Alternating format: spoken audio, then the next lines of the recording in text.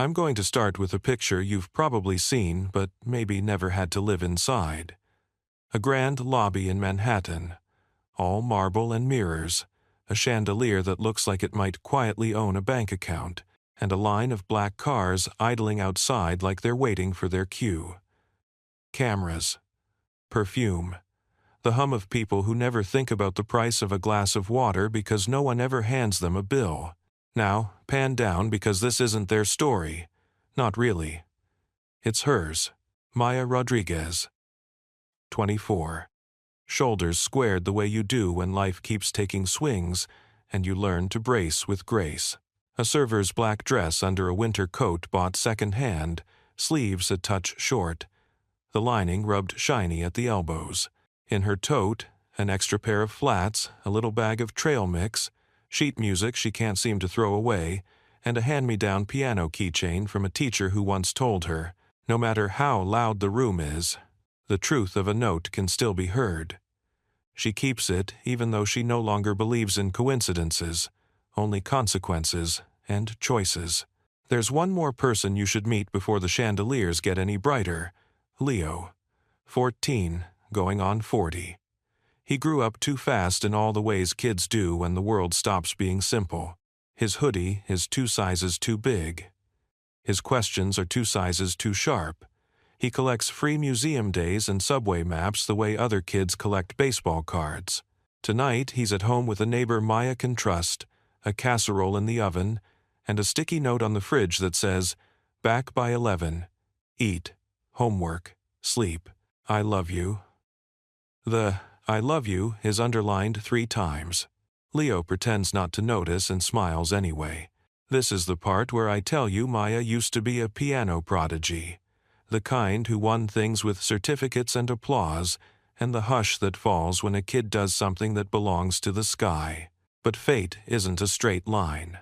Somewhere between the husbandry of small miracles and the maintenance of grief, there were hospital halls and bills that don't care about talent, a city that never slows down, and a girl whose hands had to hold a tray more often than they could hold a composition. Still, if you walked behind her on certain Tuesday mornings, when the restaurant was quiet and the light hit the bottles in the bar like stained glass, you might hear it. The kind of rhythm people make when they're not making music, but music slips out anyway. The soft 1 to 2 of steps learned from counting rests. The hum she doesn't know she's humming. She pushes open the back door to take out garbage and stares up for exactly 6 seconds. She's timed it at a sliver of sky and tells it, "I'll find a way." The sky does what skies do. It listens in silence and keeps its promises somewhere higher. Tonight, she's not working. Not technically. She's been asked to deliver something well. Asked is generous. It's the type of request that comes dressed like an opportunity but feels like a test.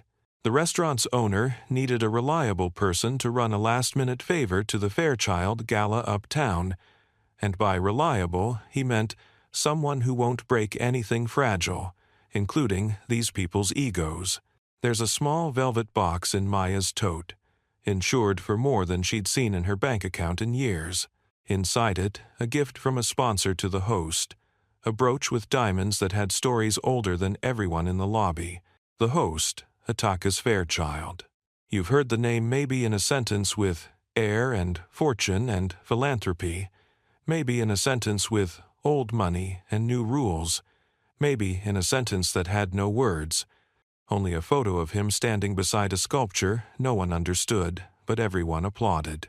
He moves like someone who's never had to explain himself twice. Some people say he's just the next guard posted at the gate of the same old house. Others say he wants to rebuild the house.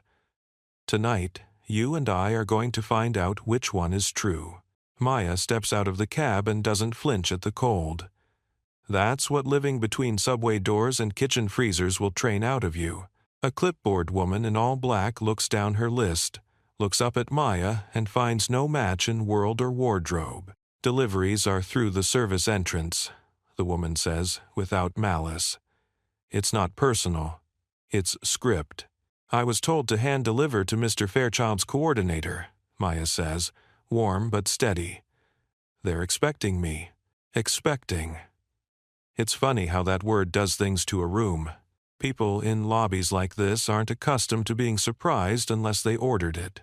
The woman lifts one eyebrow in a way that communicates 3 paragraphs of doubt and waves over a man with an earpiece who confers with someone invisible, and then nods. Up the stairs, left, past the Calder, you'll meet Miss Beatrice. Beatrice Vanderbilt, yes, that Vanderbilt is a symphony of pearls and posture. She's the kind of person who can make hello sound like a resume check. When Maya introduces herself, Beatrice's smile is flawless and faint, like a promise that comes with terms and conditions. "You're the young woman with the delivery," Beatrice says. "Right on time." He's Raph. The velvet box passes, signatures happen, oxygen returns to the room. It should end there. It almost does. Then the music falters. It's a small thing, an accompanist warming the room between speeches, a jazz standard reimagined in the corner. Notes slip like satin until one doesn't. It's unkind, that's all. It hits the wrong place and pulls a few faces with it. The pianist smiles, corrects, moves on. But the room is a net for tiny moments.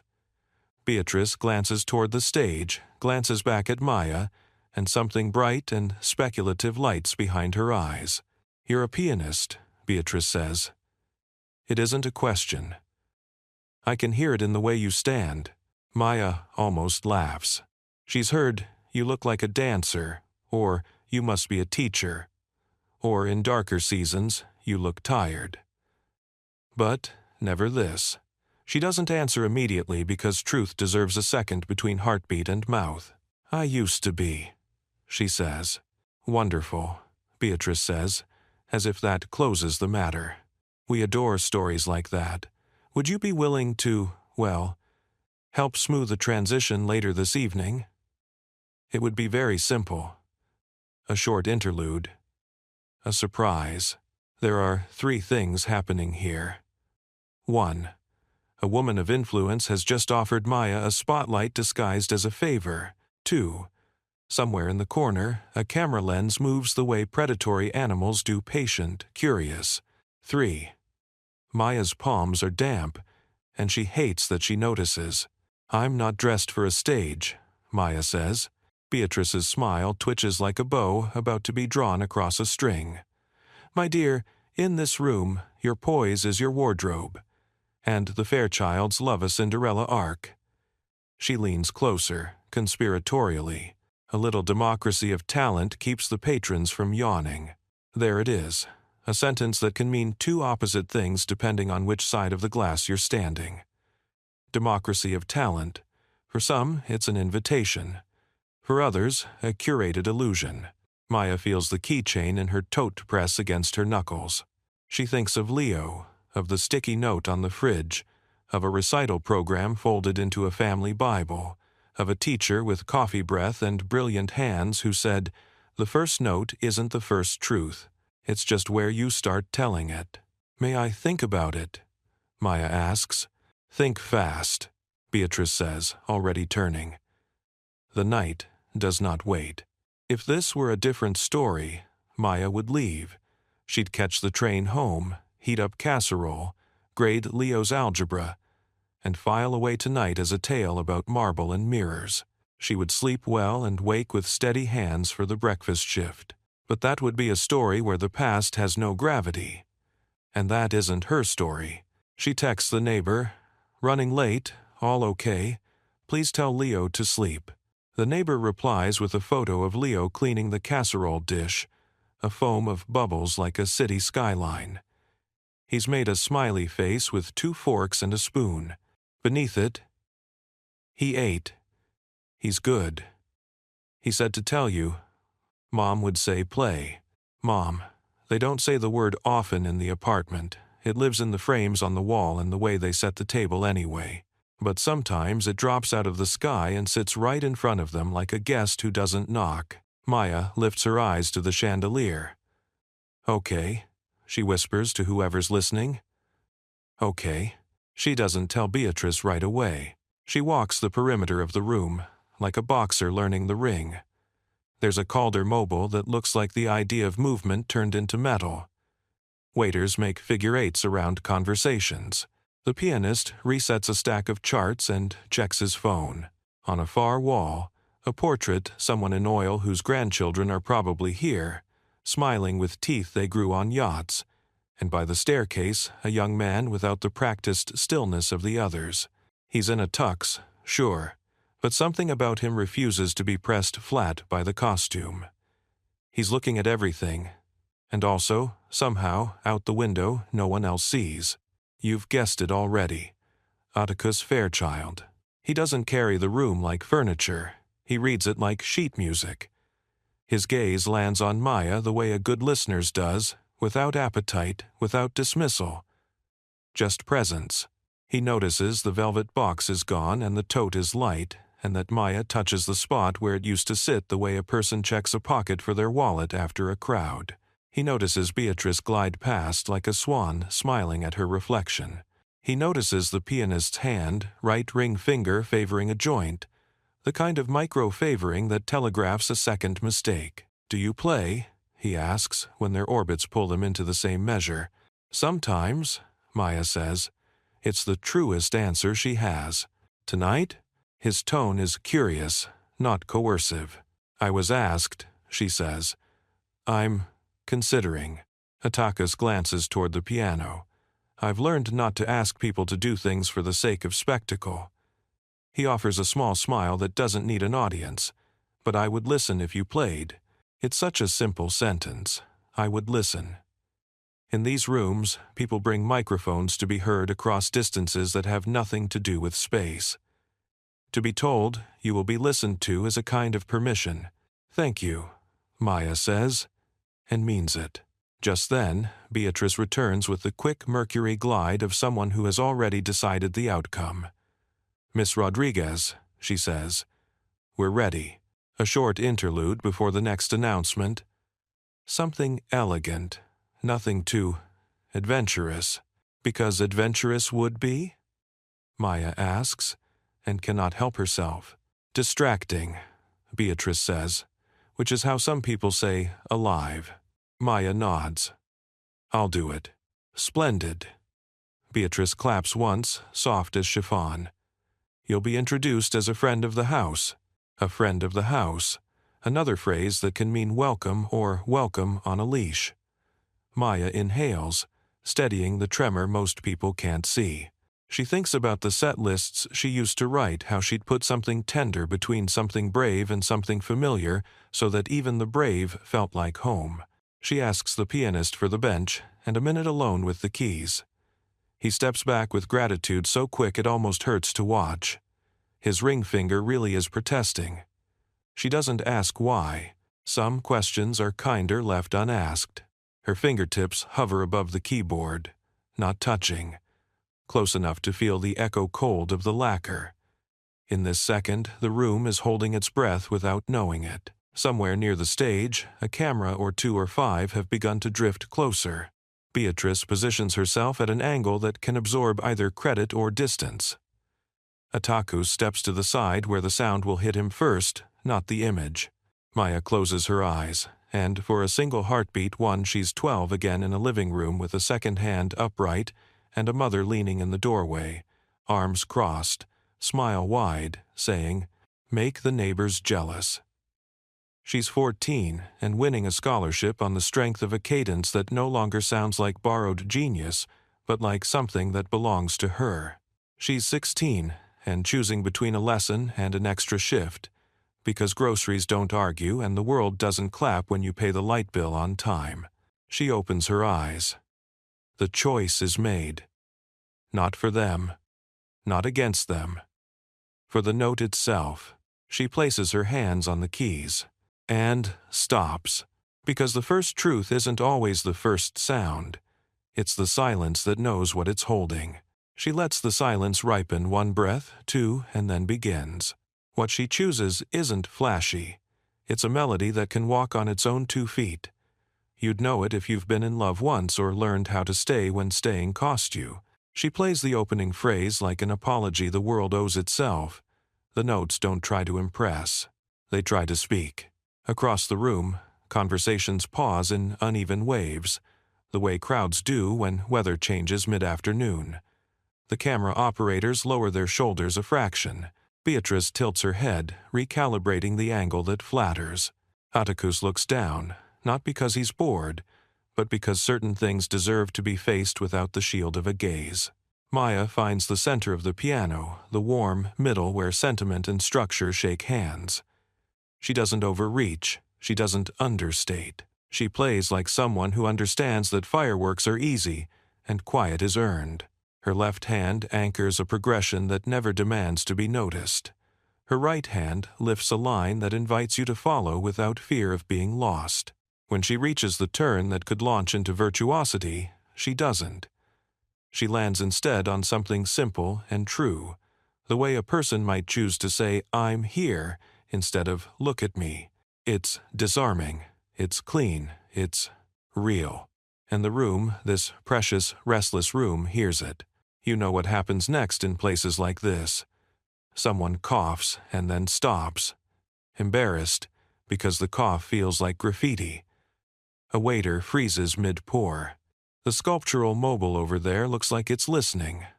Time remembers how to be generous. By the last chord, a kind of stillness has pooled over the marble like a lace tablecloth over a storm. People who didn't plan to feel anything tonight are suddenly aware of their hands. A couple who hasn't spoken honestly to each other all week exchange a look that says, maybe. A man who came to be seen wonders why he wants to be known. Maya lifts her hands from the keys as if handing back a cup of water she borrowed. No flourish, no bow, just release. For a long second, nothing. The kindest kind of nothing. Then applause blooms first tentative, then certain. Then the kind of applause that isn't just for performance but for relief. Relief that the room is still human under its diamonds. Beatrice is there at once with a smile so perfect it makes dentists weep. "Exquisite," she says, and if you listened closely, you'd hear the word useful. Trying to put on the same dress. Would you be available for a short encore after the auction lot? Something with a bit more sparkle? She leans in a hair's breadth closer. A touch of bravura plays well on camera. Maya nods, not committing. She's learned that yes is a word you should date, not marry at first sight.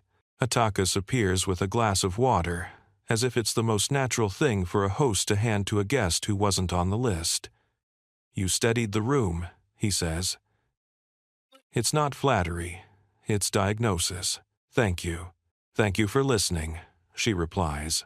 He glances at her hands respectfully, the way you'd look at a craftsman's tools if they were also their bones. "If anyone asks you to play like a chandelier," he says, "don't. Play like a lighthouse." It's an odd metaphor in a room with no ocean and too much glass, but it lands. Before she can answer, someone from the production team approaches clipboard, headset, intent. "Miss Rodriguez? Quick word." Coverage is asking for a nameplate and a line for lower thirds. "Friend of the house is fine, or we can do local talent." She almost laughs again, because life has a sense of humor. The part of the night that could have been quiet has decided to be loud, and not just loud, broadcast loud. Just Maya Rodriguez, she says. No titles. The producer hesitates, then scribbles. "We'll be in touch before the encore." They move away like a weather front. Beatrice returns with the precision of a metronome. "Marvelous response," she murmurs, eyeing the applause that hasn't entirely died. "A little editing in post, and this will sing." She lowers her voice to a sugar whisper. "We may have an opportunity after tonight. A residency. A spotlight series. These things are possible when one is gracious." Gracious. Another word that can cover a multitude of sins and miracles.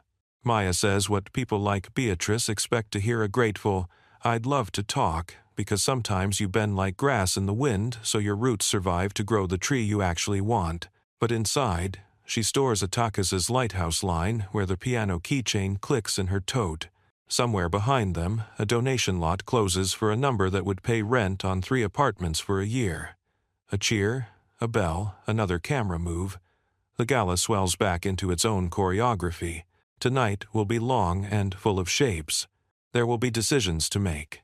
For now, Maya steps away from the piano. She moves along the edge of the room, not hiding, not courting attention, just being like the melody she chose. Strong enough to stand. She texts the neighbor again. "Still okay?" The reply arrives with a photo of Leo asleep on the couch, a textbook as a blanket, a pencil still in his hand. Under it, "He fell asleep studying. I tucked him in. All good. Hate. Salvwanetgistam." Maya holds the screen a second longer than necessary and puts the phone away. She needs to find a sip of air. She slips toward a side corridor where the lights are softer and the conversation is just the building talking to itself. Halfway down the hall, she stops in front of a framed black and white photo. A younger Fairchild elder, standing with a musician whose face Maya recognizes from documentary stills. The caption is a single year and a single city. The musician is smiling the way people do when they earn their joy. "Beautiful, isn't it?" a voice says. Maya turns. It's Atakas again, quiet as a well-placed rest. "He funded her tour when no one would," he says, nodding toward the photo. "My grandfather had his flaws, but sometimes he knew when the gate needed to open. And sometimes he kept it closed," Maya says, "because part of being honest is not polishing the past into a mirror." Atakas smiles, conceding the point. "Sometimes," he says. "I'm trying to learn which hinges matter." He looks like he's about to say more, but a small storm arrives in the shape of a publicist with immaculate hair. "Atakas, we need you for the next segment," she says. Her glance hooks on Maya, professional curiosity flickering. "And, Ms. Rodriguez, could we grab a quick shot of you by the piano for socials? It'll be charming." "Later," Maya says, gentle but firm. "I need a minute." The publicist nods, already rearranging the night. "Of course, 2 minutes to auction." Atakas steps back, an apology in the tilt of his head. "Duty calls," he says.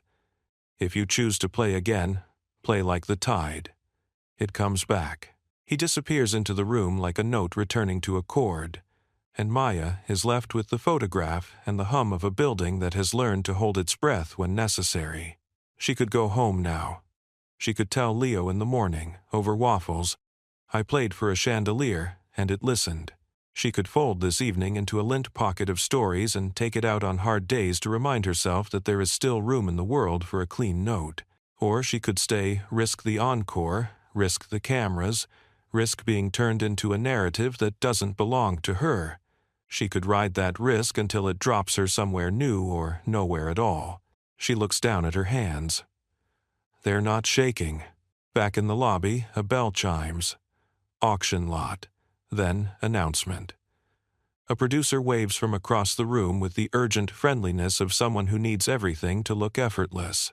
Beatrice's smile has entered its triumph phase. The pianist massages his ring finger and gives Maya a look of gratitude that asks nothing else. She takes a breath that goes all the way down, and she walks toward the piano. The auction begins like a magic trick everyone pretends not to understand. Numbers become gestures, gestures become glances, and glances turn into money. A paddle rises, a bell rings, a cause advances an inch under a mile of velvet. Maya stands near the edge of the room, letting the tide roll past without taking her under. Her phone buzzes again, another photo from the neighbor. Leo's math notebook open to a page of solved problems. A doodled piano in the margin. The caption, "He's dreaming in eighth notes." "Miss Rodriguez." Beatrice once more, her voice scented like gardenias and strategy. "A word about the encore. We'll film from the left, so lift your chin on the release. Also," she pauses, the pause of someone who practices pauses, "we've had a few media friends ask about your journey." The Cinderella of the Night line plays beautifully. Maya smiles without agreeing. Journey is a word that can be used to put a person in a glass shoe and then ask them to dance on marble. I'd like to let the music speak, she says. Of course, Beatrice replies as if she invented restraint. We'll attach a caption that helps it speak clearly. A cluster of donors surge past. One brushes Maya's shoulder and apologizes with a grin that has never had to be forgiven. On stage, Atakas takes the mic. He doesn't perform a smile. He places it gently on the room like a coaster beneath a sweating glass. Thank you, he says, simple as that. My grandfather used to say that money is a terrible editor for the human spirit. It cuts the wrong paragraphs. Tonight I'm asking you to write with your heart first. It shouldn't land, and yet it does. Maybe because he sounds like he means it. Maybe because somewhere in the back row, a woman wipes her eye.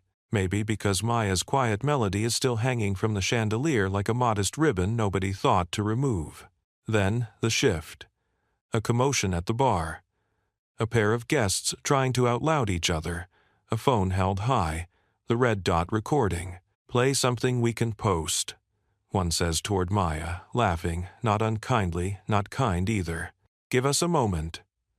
The words are small stones that skip, then sink. Maya meets the lens without flinching. I already did, she says, calm. The man half laughs, then shrugs, then turns away, disappointment looking for a cheaper thrill. The producer returns, headset glinting. We're up in 2. Quick lower third check. Maya Rodriguez, pianist, friend of the house. Good? The pen hovers. Just pianist, Maya says. If I'm a friend, they'll know. Bon. God, Tuan. Bon. The producer blinks, then nods. Copy. Atakas crosses to her, mic exchanged for a glass of still water. The room is louder now, he says, almost apologetic. It happens right before we ask it to be brave. And what are you asking it to be brave for? Maya asks. For the quiet things that can't buy their own microphone, he says. Children, clinics, the boring work of making sure the lights stay on in places where no one is filming. He studies her a breath. If you don't want the encore to be a spectacle, I'll protect that. Protect the silence around it, Maya says. I'll try to do the rest. Deal. A cue light blinks. The pianist yields the bench again with palpable relief. Maya sits. Not for them. Not against them. For the tide that keeps returning. She rests her hands above the keys, waits until the chatter frays into anticipation, and releases the first note like a lighthouse beam through fog, steady, unhurried, unfazed by cameras. Halfway through, a murmur tries to rise. She doesn't wrestle it, she outlasts it. The melody holds. The room remembers how to breathe together. When she finishes, it isn't explosive. It's grateful. Applause spreads wider, warmer, less about optics. Beatrice's smile recalibrates again. The producer lowers their pen and doesn't ask for a do-over. Atakas nods once, a small bow for a clean choice. Maya steps off the stage into a corridor of congratulations. Some are performative, some are real. She can tell the difference now. Her phone buzzes one last time. A text from Leo, time-stamped just before sleep. Did you play brave? She types back. I played true. Then pockets the phone and re-enters the tide. The gala exhales into that late-hour looseness where deals grow wings and land as promises. In a quieter annex off the main hall, the portraits thin and the marble softens to wood. Maya follows the invitation of air and ends up by a display case old programs from the Foundation's early music grants. A familiar name stops her breath. Petro. Professor Petro. Ink faded but unmistakable her mentor's signature on a recital leaflet from 20 years ago. Program notes in his unmistakable hand. Technique in service of truth. She traces the glass with her gaze, not touching, and the room tilts past and present, stacking like chords. You knew him? A voice asks. Maya turns. An older woman in a navy dress, posture like a string pulled lightly upward. He taught me, Maya says, surprised by how steady she sounds. A lifetime ago. I was on the board when he brought in that cohort, the woman replies, said talent is a seed that hates fences. She smiles, small and real. He was right about you. As also. So reigns online. So when the dumb report he was with dot. Before Maya can answer, Beatrice arrives, flanked by a PR assistant carrying a tablet with a draft post already glowing. A freeze frame of Maya at the keys, captioned, Discovery of the Night. From service shift to spotlight talent finds its stage. Beatrice's eyes shine with the thrill of tidy narratives. We want to lift you, she says. A residency, a 3-month spotlight, Wednesday evenings in the Winter Garden. We'd handle the package, styling, socials, the right press. You'd be, how shall we say, our proof of concept. She lowers her voice. In exchange, exclusivity for the season. Reasonable expectations. We protect the myth. Maya hears every word that isn't said. We make a story out of you. We own the storylines. We decide which edges get sanded. What does exclusivity mean? She asks. Only that your performances align with our calendar, Beatrice replies, light as lace. And that interviews go through us. You'd be presented in the right niche. Nothing controversial.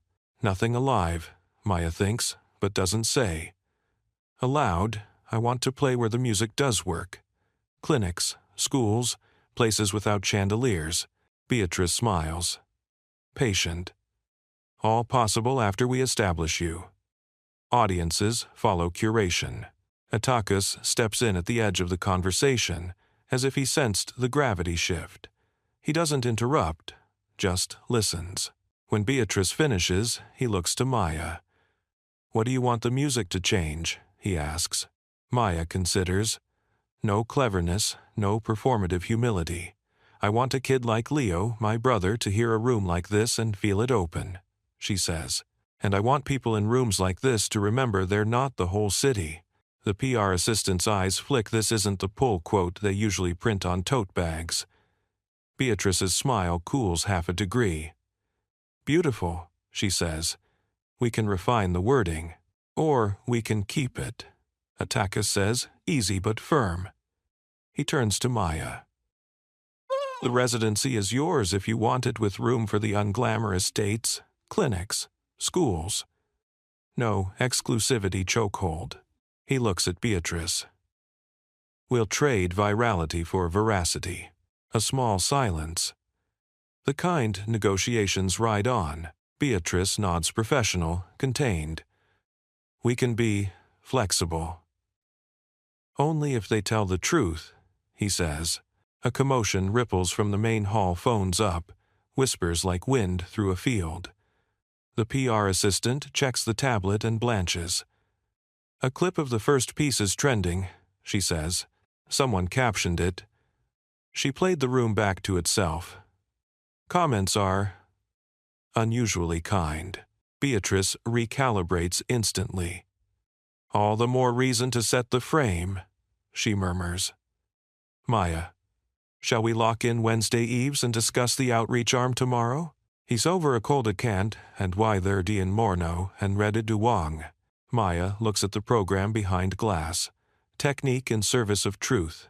She inhales. I'll accept on one condition, she says. I program the set lists. And for every gala set, we do 2 in places where the only ticket is a bus ride. Atakas smiles. Done. Beatrice measures the moment, then offers her hand. Welcome, she says. It's almost warm. They return to the main hall. The chandelier glows softer now, like it heard something and decided to keep listening. A journalist intercepts with a microphone poised. One line, she requests. What did you play for tonight? Maya glances at Atakas, then at the room, then at her hands. For the kid washing dishes who still hums, she says, and for the people who forgot they could hear. By midnight, The gala's glitter has thinned to a fine dust of promises. Cars peel away. The chandelier keeps its quiet watch. In the vestibule, a new weather system forms on screens. Clips, captions, comments. The line that rises above the noise isn't Beatrice's from service shift to spotlight.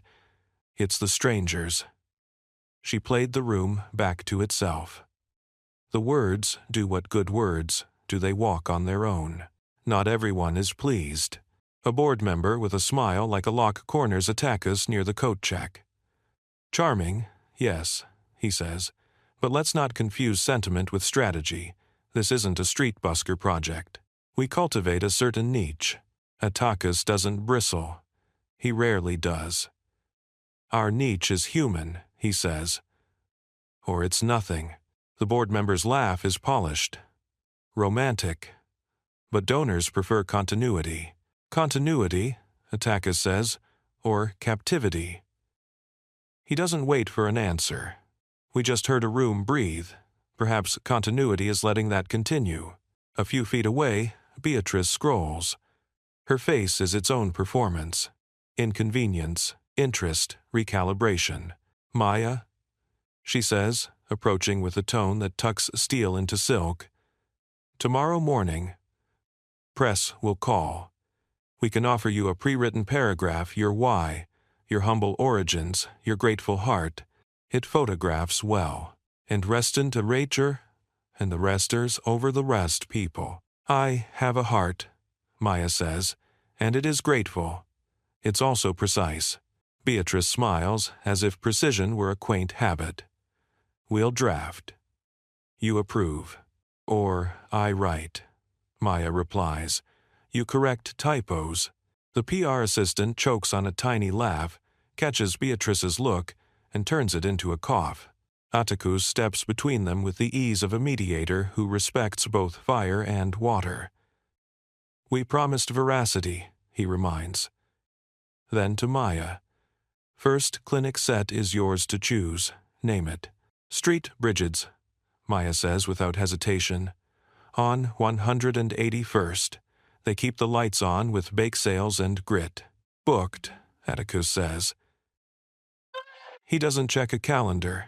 He checks conviction. Wednesday after next. We'll cover transport, tuning, and he glances at Maya's coat with its shiny elbows, not pitying, observant, whatever else is needed to make the work work.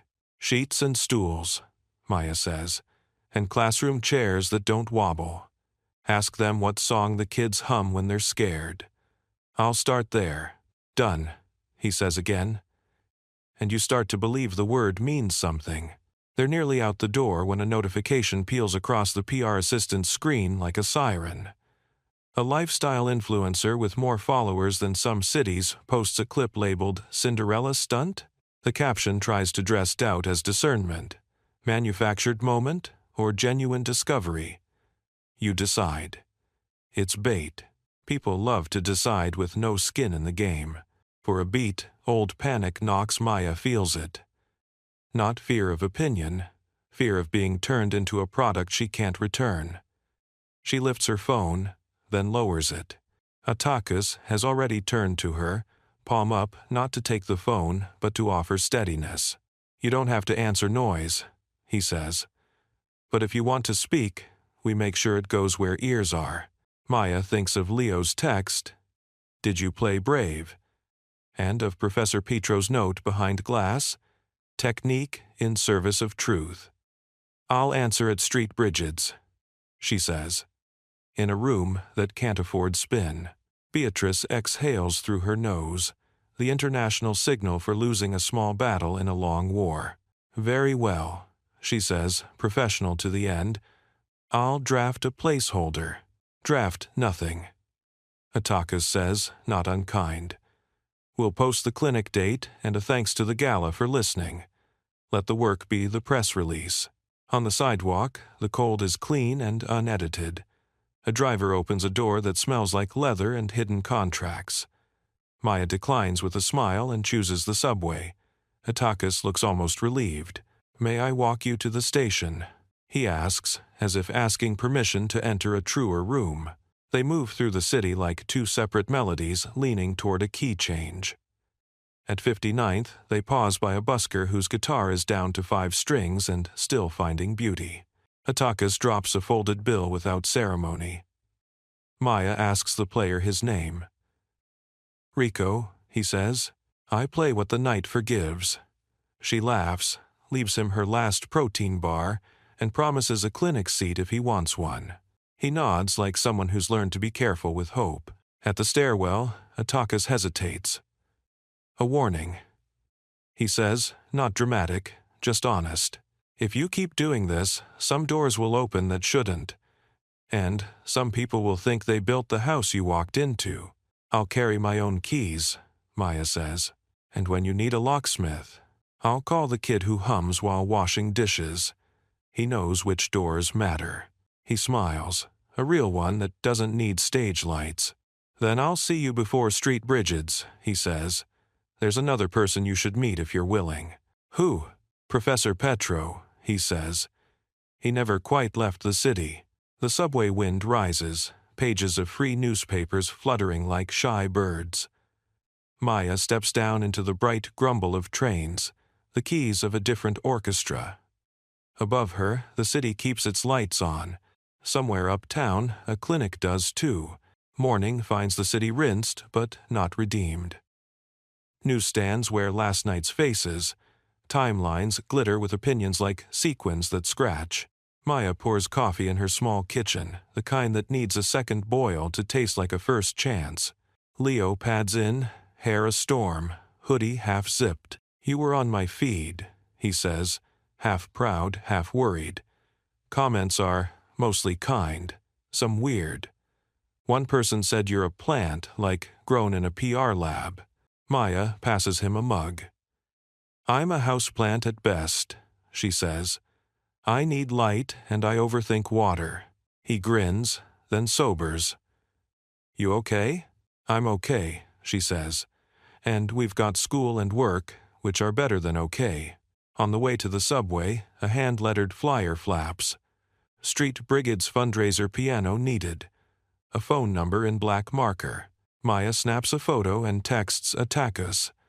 "They already asked the world. Let's bring the world a bench." He said was it an arrive? He said Exone, you're walking of the Colo. He replies in under a minute.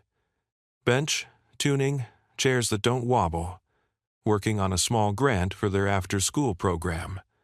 Coffee later? Petro at 3 p.m., Chelsea. The restaurant's morning shift moves like muscle memory. Plates, tickets, the soft choreography of ordinary hunger. Between refills, a woman at table 6 catches Maya's sleeve.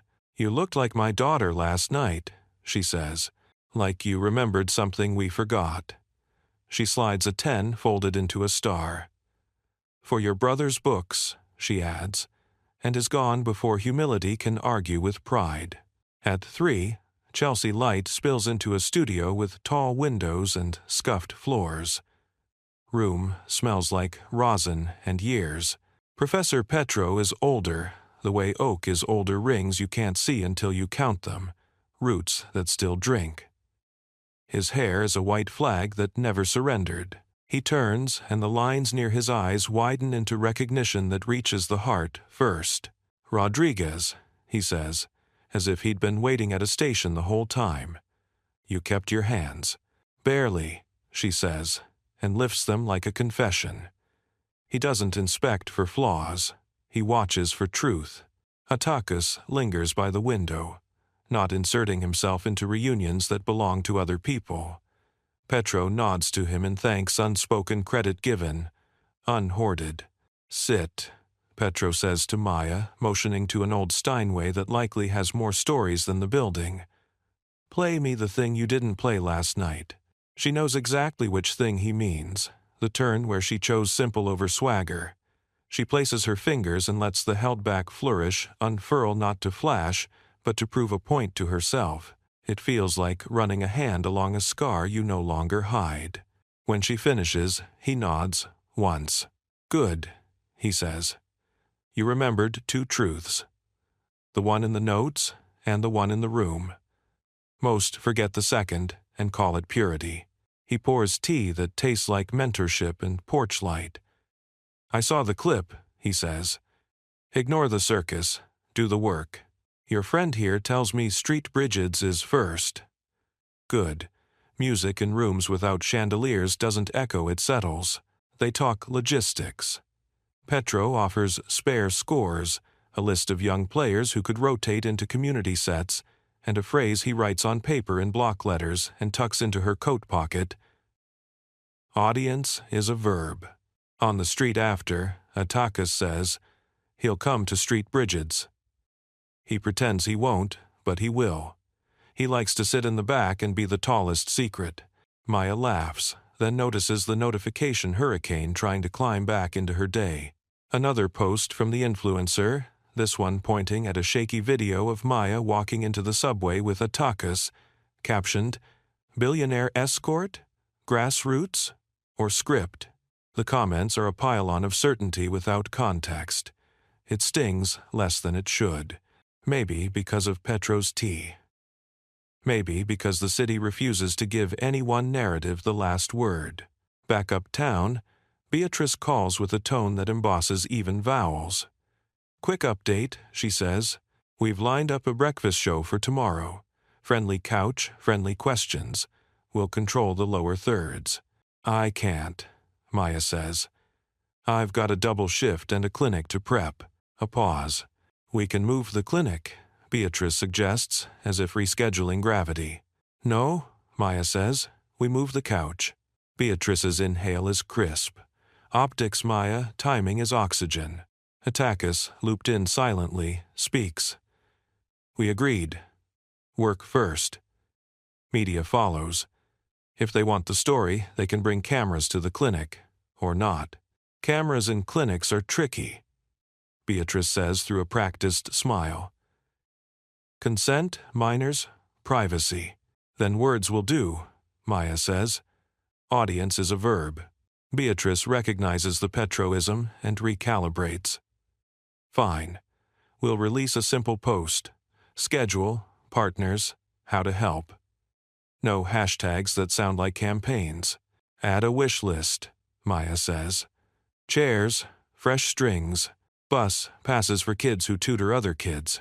Done, Atakas says, and again the word feels like a bridge instead of an advertisement. Evening comes with the soft thud of a new text. The board member with the lock smile has circulated an email leaked because all emails leak complaining that mission drift will alienate core supporters. Someone forwards it to Maya with a subject. Heads up.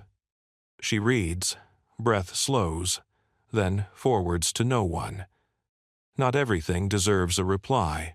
She opens a blank note and writes her own first press paragraph, the one no one asked for, and everyone will eventually, quote, I'm not a Cinderella. I'm a worker who plays. Last night a room listened. Next week a classroom will. If you want in, bring a chair. She sends it to Atakas. He replies with a single line. This is the frame. Maya stands at the window of her apartment above a deli that never sleeps. On the fire escape, wind fingers an old plant back to green. Leo studies at the table, humming without noticing. Pencil-tapping syncopation only he understands. The city breathes its noisy prayer. Tomorrow will be busy. Street Bridget's will be louder than a gala and kinder than a brand.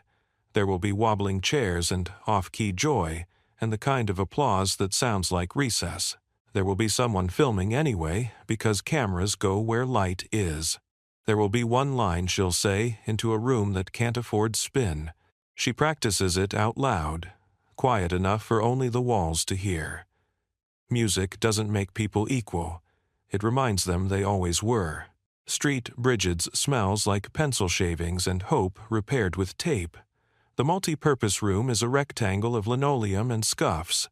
A banner drooping readers or leaders held up by 2 strips of stubborn blue putty. In the corner waits a donated upright, finish dulled, tone honest.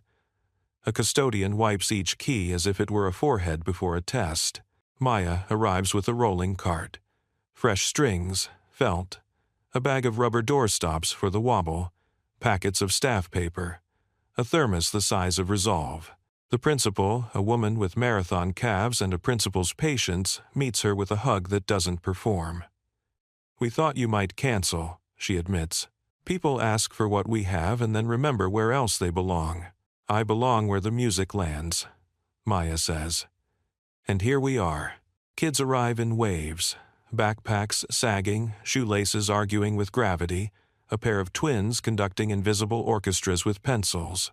Rico, the busker from 59th, slips in along the wall, hat off, eyes open. In the last row, a tall shape tries to be smaller than itself. Professor Petro, failing to hide, exactly as predicted. Atakus shows without entourage, carrying folding stools 2 at a time like someone who learned early that symbolism is useless if no one has a place to sit. Beatrice appears at the door, not entering, eyes softening when she hears the tuneless hum of children tuning into an idea. "No press?" she whispers to the principal. "Just parents," the principal replies. "And 2 aunties with cameras that only understand vertical." "Perfect," Beatrice says, meaning it more than she expected. Maya sits at the upright, rests her hands above, and addresses the room without microphone or myth. "I'm Maya," she says. "This is a piano. It sounds fancy, but it's basically wood doing math out loud." A ripple of giggles. "I'll play one thing. Then you'll tell me what you hear. Then you'll help." She starts with the same melody from the gala, simplified, spine intact. No chandelier. No hush, just the near chaos of real attention. A boy in front drums along on his knees. A girl whispers. That sounds like walking home, but slower. When Maya stops, hands pop up like birds startled into flight. "It feels like a door opening," a kid says. "It feels like soup," another adds, and everyone nods because soup is a feeling. "Good," Maya says. "Can you play a door? Can you stir soup on these?" She invites them, 1 at a time, then 2, then 4, to add notes, to anchor beats, to discover how holding can be louder than hitting. Rico brings his guitar, the 5-string finding a lane. Petro hums a bass line, voice low as a secret, the kids giggling when the floor seems to approve. Atakus stands in the back, phone pocketed, palms chalked with chair duty. He isn't the headline here. He is infrastructure, which is the point. Halfway through, a familiar storm arrives. The influencer, sunglasses doing work that only insecurity needs. She frames the doorway with her lens, murmuring, "We love a raw moment," like she's ordering a drink. The principal steps forward, measured. "No faces," she says. "No names without forms." The influencer smiles the way people do when they plan to apologize later. "Of course," she says, zooming anyway. Maya catches her eye and chooses to play louder with less volume. She shifts the room into call and response, clapping patterns the kids echo, a chorus built from 4 notes and a truth. It's contagious. The lens lowers, almost embarrassed. The influencer lingers, then unexpectedly puts the phone away. She sits, her shoulders drop. She listens. By the end, the room is a choir of not English. Sneakers, breath, laugh, wood. The final chord is not a chord. It's a collective exhale. Applause is chaos, perfect in its angles. The twins high-five in sync. The boy who drummed asks if the piano can be in the gym, like a mascot but smart. The principal says they'll find a way. Beatrice, still in the doorway, dabs at an eye she will later attribute to dust. Petro approaches Maya, clears his throat like a rehearsal. "Audience is a verb," he says. "Today it conjugated," she answers. Rico shyly asks if Wednesday nights in the Winter Garden are open to people who play with 5 strings. "Bring your 5th string and your 1st, Maya says. "We'll make 6 happen." Atakus steps beside the principal with a small, practical envelope. "Bridge grant," he says. "Chair replacements, sheet music, a lock for the practice room that doesn't stick." We'll set up a long-term fund with your say-so. No flourish. The principal blinks, then laughs, the shaky laugh of someone who wants to believe the word done means done. After, in the hallway where bulletin boards do their best with construction paper, the influencer approaches Maya, sans camera, voice lowered. I came to catch you out, she admits. That's a living I'm trying to quit. She offers a card with her real name, not her handle. If you want help writing the long caption that doesn't go viral but feeds people, call. Maya takes it. Help me with bus passes, she says. And snacks for kids who tutor other kids. Deal, the influencer says, and it sounds like a relief. On the sidewalk, Daylight does that golden hour thing it learned from movies. Leo runs up, breath clouding, backpack thumping. I saw the clip, he pants, from inside my own ears. He squeezes her hand. You played the room back to itself again. Rooms want to be themselves, she says. They just forget. A block away, a small group waits board member with the lock smile among them, flanked by donors curating skepticism. Nice show, he says to Atakas. But gestures don't scale. Atakas looks at the kids spilling onto the curb, their laughter fractaling. Scale is just a number, he says. Meaning is a verb. He gestures to Maya. And we've decided to conjugate. The winter garden smells like orange peels and new beginnings. Glass arches hold the evening like a clear bowl. Palms lean in like they're listening. Wednesday night, first of the residency. Not a gala. Not a clinic, something in between. By design. Folding chairs in front, cushioned seats in back. Street Bridget's kids in the first 2 rows, chins up. A few donors, skeptical but curious. Rico tuning, 5th string replaced. Petro stationed in the back, tallest secret. Eyes bright. Beatrice moves through with a clipboard, but it looks less like a shield tonight, more like a map. The program on the table reads, Set 1, Songs That Walk You Home. Beneath it, no photos during the first piece. Listen first. A small rule that feels like a trust fall.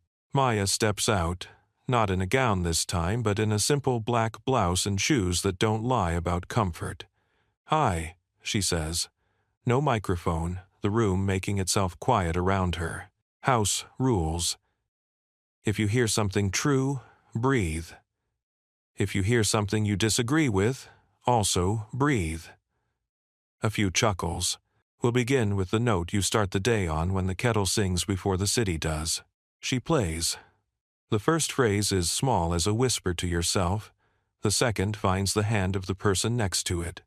The third remembers Street Bridget's linoleum and brings it here like a guest of honor. The kids' heads tilt in unison. A donor in the back lowers his phone, surprised by his own compliance with a rule that wasn't about control. Halfway through the set, the board member with the lock smile arrives, 5 steps late and ready to make up for it. He stands near the aisle, arms crossed like punctuation. When Maya finishes a piece stitched from lullabies collected at clinics, he claps twice, sharp, then raises his voice into the soft, "Forgive me, programming question," he says, smile glossy. "It's charming, yes, but are we not diluting our niche? There's a market for this sentiment. But our donors are here for excellence." The word lands like a coin placed too loudly on a table. A few heads swivel toward him, then toward Maya. She could let Atakas handle it. She could let Beatrice smooth it, Petro thunder it, the crowd boo it. She doesn't. She stands, hands relaxed at her sides. Breath low. "Excellence isn't a zip code," she says, voice even. "It's a practice. Some rooms learn it by repetition. Some learn it by hunger. Tonight we're putting them in the same sentence and asking them not to argue." The board member keeps the smile, but it falters at the edges. "Lovely line," he says. "But brands are built on clarity." "Then let's be clear," Maya replies. "We are a place where music is not a chandelier, it's a lighthouse. If you need sparkle, there will be sparkle. If you need direction, there will be direction. If you need both, pull up a chair. A murmur that isn't gossip moves through the room. It's agreement learning the words to itself. Atakas steps forward, not to rescue, but to underline. "We invited you to hear work," he says, voice steady. "Not just performance. The residency funds clinics 2 for 1. If that's a drift from the mission, then the mission is catching up." Petro laughs once, the sound like a bow drawn across a bass string. "Excellence without mercy is just technique auditioning for a mirror," he says from the back. Heads turn. Some recognize him. The lock smile loses another tooth. The influencer, no sunglasses, no entourage, raises a hand like a student. "I spend my days filming other people's lines," she says. "Tonight, I wanted to remember one. Audience is a verb. I'm here to do it, not brand it." A woman in the middle row stands one of the Street Bridget's aunties with the vertical phone. "My niece hummed herself to sleep for the first time in a month," she says. If that's not excellence, change the dictionary. The room tilts toward a choice. The board member checks for allies, finds fewer than he expected, and chooses tactical retreat. A gracious nod, a murmured, "Carry on," a seat taken in the back where opinions go to reconsider themselves. Maya returns to the piano. Set 2, she says, is called How to Hold a Room Without Owning It. Laughter. Then listening. She begins with a piece that puts bravura in an honest suit, no sequins, all tendon. Rico folds in a counter-melody that tastes like subway steel and late-night grace. A street. Bridget's kid, our knee drummer, adds a shaker line from the aisle with the solemnity of a surgeon. Atakas stands again at the back, hands in pockets, watching the way light gathers when people stop performing at each other and start playing with one another. At the end, silence sits, then rises, then breaks into applause that feels like weather you hoped for and finally got. Beatrice's hands are clasped at her chest, clipboard forgotten at her side. She leans to the PR assistant and whispers something that sounds suspiciously like, "Less spin, more chairs." Maya takes the briefest bow a person can take and still call it one. "One last thing," she says. "We're starting a Wednesday rule. If you came here with more than you needed, leave some behind. On your way out, there's a table with a boring wish list. Boring keeps the lights on." A ripple of smiles. "And if you came here with less than you needed, take what's on that table. No questions. That's what a house is for." As people stand, the board member hesitates, then walks to the table and drops his pen in the donation jar like a man learning new rituals. Beatrice, still watching, nods to herself as if releasing an old script. The influencer hugs the principal and signs up for snack duty with the relief of someone who finally got to be useful. Petro catches Maya's eye and taps his wrist where a watch would be. Not time's up, time's begun. After the crowd thins, the winter garden feels like a cathedral that relearned how to laugh. Maya sits on the edge of the stage, feet dangling, shoes touching the scuffed wood with the intimacy of a handshake. Atakas joins her, leaving 2 respectful inches of air. "You didn't escalate," he says, a little wonder in it. "I listened first," she answers. "Then I chose a shorter truth. The room changed shape. Rooms do that when people do."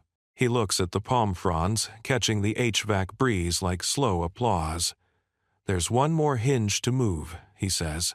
"We can formalize the 2-for-1 model in the foundation charter. It will make some people nervous." "Open the gate," Maya says. "If they're afraid of the wind, they can bring a sweater." He laughs, then grows quiet. "You know there will be backlash. There always is. Some will call it pandering. Some will call it politics. It's a piano," she says. "It doesn't vote. It remembers." He nods, satisfied like a craftsman closing a well-made drawer. Then, next week, Street Bridget's again, but with strings. The week after, the shelter on 12th, and the winter garden steady as a tide. "Play like a lighthouse," she says, hearing a teacher and a night and a city in it. "Exactly," he replies. From the doorway, Leo waves, face bright, worry softened. "You were on beat," he announces, as if he were the keeper of time and has decided to be generous. Maya laughs. "I had help," she says, looking at the room where help finally looks like the point. The week unfolds like a sheet of staff paper, with notes already waiting in the margins. The 2-for-1 model moves from idea to document lawyers draft in ink that tries to sound human, and for once, doesn't fail entirely. For every performance under glass, the new clause reads, 2 will be funded where glass would only get in the way. Petro underlines it with a finger and declares, "That sentence breathes." Thanks for watching as 1A. Backlash arrives on schedule, as predictable as weather in a city of opinions. An op-ed accuses the foundation of mission drift toward sentimentality, the author deploying the word niche as if it were a gated community with a velvet rope. A podcast panel wonders if excellence can survive outreach. A donor threatens to pause contributions until the brand recalibrates toward aspirational audiences. Screens light up with tidy takes, each one a ring tossed at a bottle, each promising a prize no one needs. Work keeps happening anyway. At Street Bridget's, Rico teaches 2 kids the difference between practicing and punishing yourself. "Don't fight the chord," he says, showing them how to roll their fingers like you roll a stiff shoulder. The twins invent a clapping cannon that makes the custodian grin into his mop. The principal, marvel-tired, walks the hall, balancing a stack of new chairs that don't wobble. Above the office, a handwritten sign, "Let's make our own echo." In the Winter Garden, Week 2's program is called Songs for People Who Fix Things. The opener is all tendon and tenderness. Maya plays like a mechanic who knows every bolt. Petro, tallest secret, moves from the back to the side aisle, closer, as if gravity had an opinion. Beatrice slips in early and leaves her clipboard at the door. She stands listening tonight with her hands emptied of agenda, then quietly instructs the PR assistant to replace every glossy superlative on the website with plain verbs. Tune, fund, teach, carry, sit, listen. Then comes the public test, a town hall-style donor meeting in a vaulted room that doubles as a lecture hall and a crucible. On the dais, Atakas, Beatrice, the Locksmile board member, a program director, an educator from Street, Bridget's, and by deliberate invitation Maya. The moderator promises candor, the audience delivers scrutiny. The board member opens with a familiar thesis, polished to a shine. "We must respect our history," he says. "Our niche is not a social service. We cultivate world-class talent. We cannot become all things to all people." Maya lets the sentence finish its performance. Then she speaks not with flourish, but with the clean line she's been practicing since the gala. "Excellence without audience is just practiced loneliness," she says. "We're not becoming all things. We're remembering the first thing. Music is a public good with private entry points. We can widen the door and still tune the piano." The room murmurs, not the sound of gossip, but the friction of a new gear catching. The educator from Street, Bridget's, tells a story about a girl who learned to measure her breath with quarter notes and stopped having panic attacks before tests. The program director reads early data, attendance up, retention up, volunteer teacher hours doubled, waitlist for community classes forming before the flyers are printed. Beatrice, to her own surprise, cites a donor retention metric paired with a qualitative line. "For the first time, I felt like I was part of something that didn't need me to be seen to be useful." A hand rises older gentleman, impeccable suit, skeptical eyebrows. "How do you measure what you just described?" he asks, not combative, genuinely curious. "Like this," Petro says from the back, standing without being called, his voice a base you can lean on. "A child who could not sit still sat for 7 minutes today because she wanted to hear the end of a phrase. That's not a chart, but it's a beginning. If you like charts, we have them. If you like lives, we have those too." Laughter loosens the room. The lock smile tries to hold, then slips. The vote isn't that night, but a tide has turned. You can feel it in the way people put their pens down and start using their hands to clap instead. Outside, under a sky the color of a good cello, Atakis looks a little lighter, like a man who just moved a hinge and felt the door swing true. "I thought we might lose," he admits.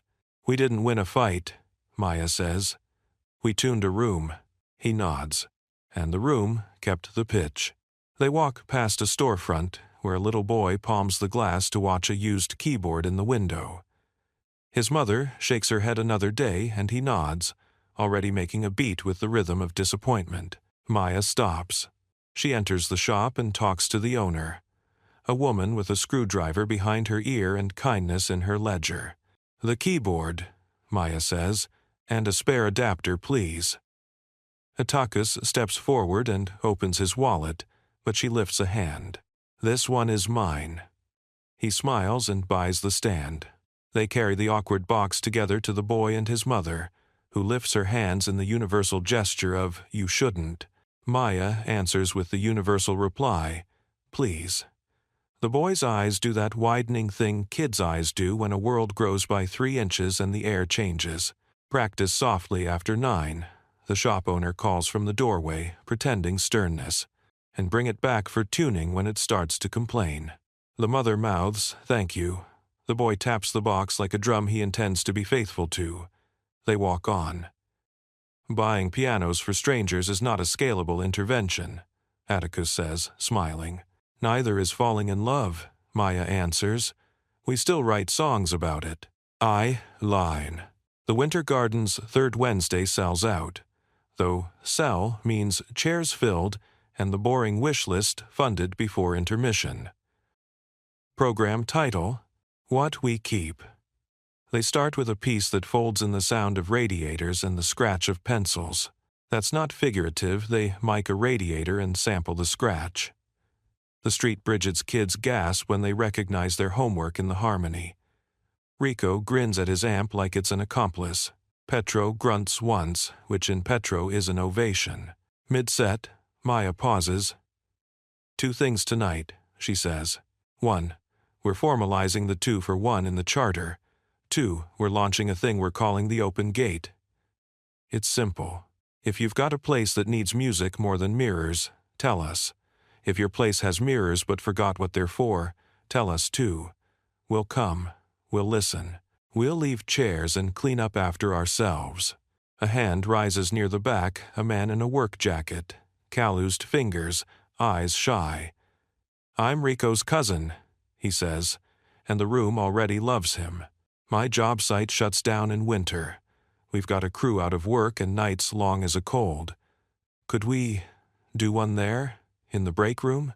It smells like coffee and dust. We can sweep." Maya nods.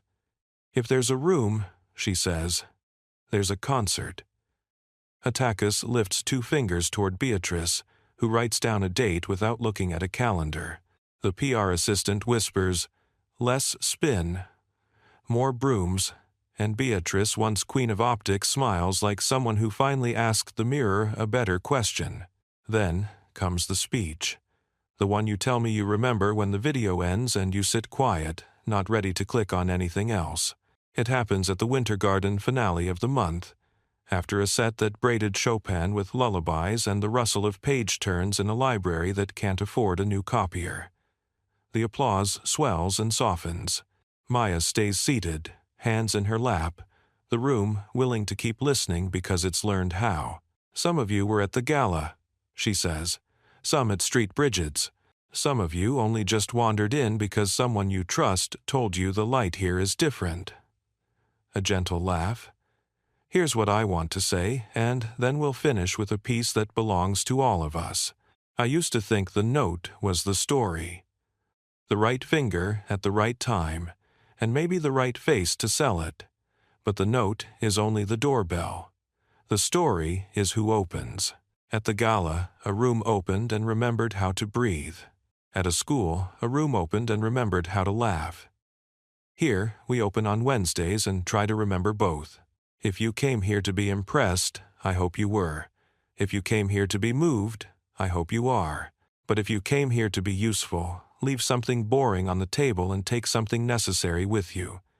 And if you came with a question about who deserves to be in a room like this, you do. You always did. Music doesn't make us equal. It reminds us we already were. Silence holds its breath, then releases like a flock startled into flight. No one claps yet. A few people wipe their faces as if rain had become inside weather. The Lock Smile board member stands in the back and, without drama, begins to clap. It is not a capitulation. It is a concession to the better note. The room follows, not exploding, but lifting, like a tide that decided it would. They end with the piece they promised belongs to everyone. A simple progression with open sockets, ready for people to plug themselves in.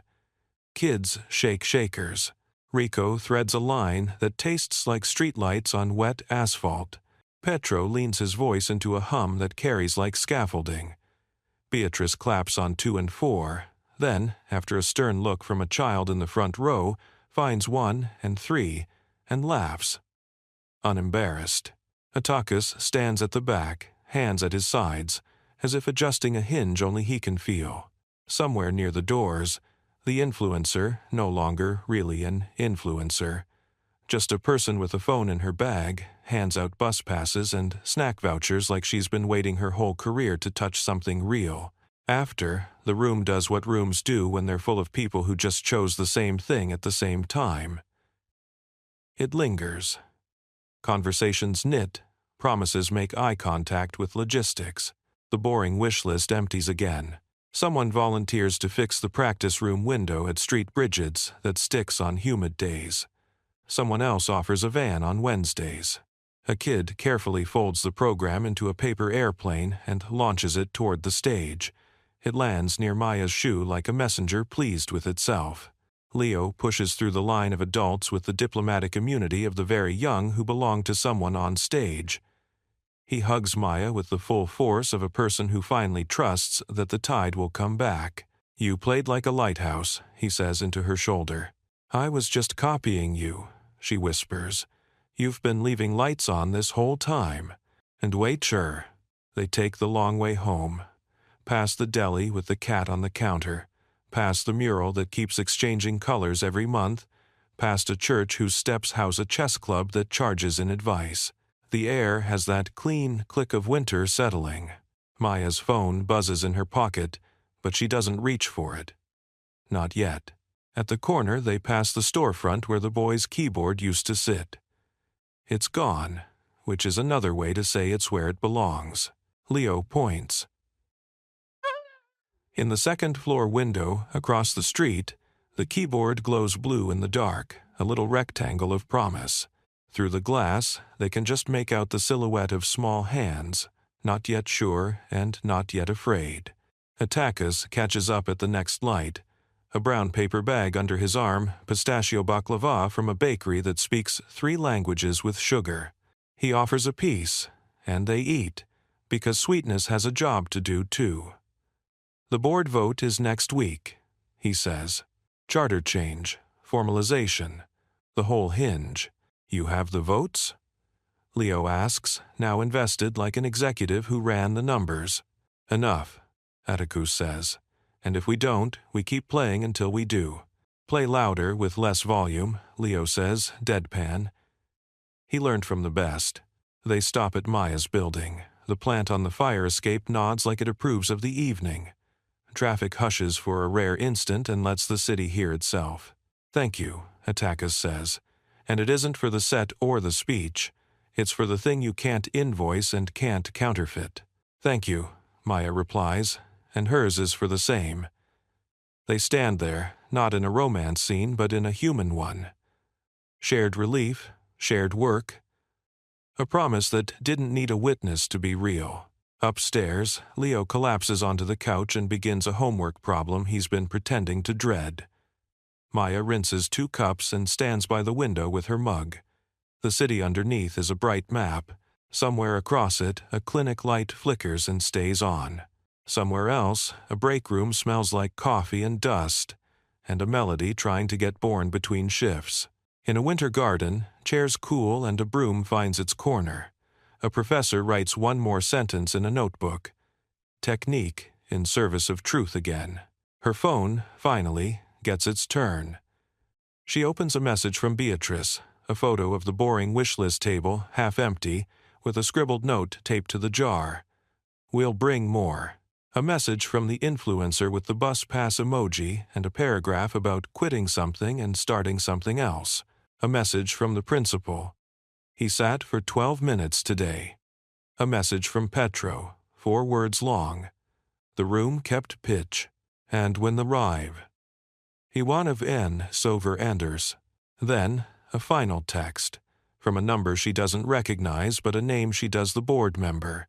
No lock on the letters anymore. "You were right about doors." She types back. "Bring a sweater. We're opening the gate." Maya sits at the second-hand desk by the window and pulls the keychain from her tote, the small plastic piano faded from fingers and time. She hooks it on a thin nail hammered into the wood. It doesn't look like much.